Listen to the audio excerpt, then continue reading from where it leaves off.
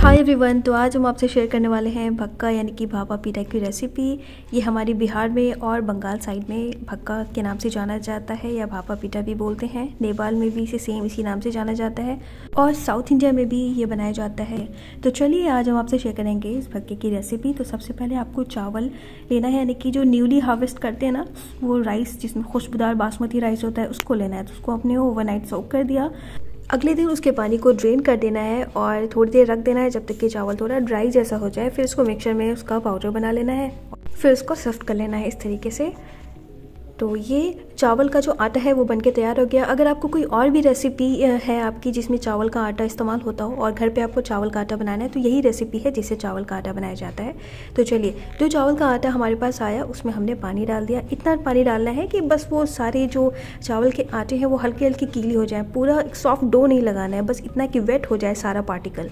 तो इस तरीके से आप देख सकते हैं, इसी तरीके की कंसिस्टेंसी होनी चाहिए। उसके बाद आपको जो स्टेनलेस स्टील का वो आता है ना स्ट्रेनर, राइस स्ट्रेनर, वो लेना है और उसके नीचे किसी बर्तन को रख देना है और इस तरीके से हाथ की सहायता से धीरे धीरे मसलेंगे तो नीचे जो भी छन के आएगा चावल का पाउडर, इसी से ही भक्का बनेगा यानी कि भापा पीठा बनेगा। और अगर ये प्रोसेस आपको थोड़ा टफ लग रहा है, टाइम टेकिंग लग रहा है, तो नॉर्मली जो सिफ्टिंग का प्रोसेस होता है वो भी करोगे ना, तो धीरे धीरे नीचे वो छन कर आ जाएगा। तो इस तरीके से ये तैयार हो जाएगा। ये थोड़ा जल्दी होता है तो मोस्टली हम लोग ऐसे ही करते हैं। दोनों में से कोई सा भी जो आपको कन्वीनियंट लगे। तो चलिए भक्का बनाते हैं। तो उसके लिए हमें ऐसा बर्तन लेना है जिसमें स्टीम यानी कि भाप बन के ऊपर की तरफ आए और उसको 1/4 पानी से फिल कर देना है। और जब पानी पूरी तरीके से बॉयल हो जाए, उसमें आवाज़ आने लगेगा, आपको पता चल जाएगा कि पानी बॉयल हो चुका है और भाप भी ऊपर से निकलेगा।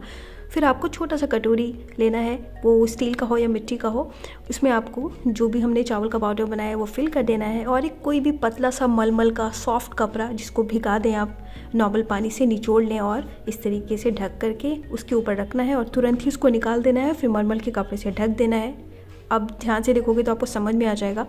फिर इसको छोड़ देना है, बिल्कुल गैस की फ्लेम को हाई कर दें और जब स्टीम पूरा उस मलमल के कपड़े को क्रॉस करके बाहर आने लगेगा, तब इसका मतलब कि पूरी तरीके से जो भक्का यानी कि भापा पीठा है बन के तैयार हो गया। आप बीच में चेक भी कर सकते हो। अब हमने यहाँ पे चेक किया तो देखा कि पूरी तरीके से तैयार हो चुका था।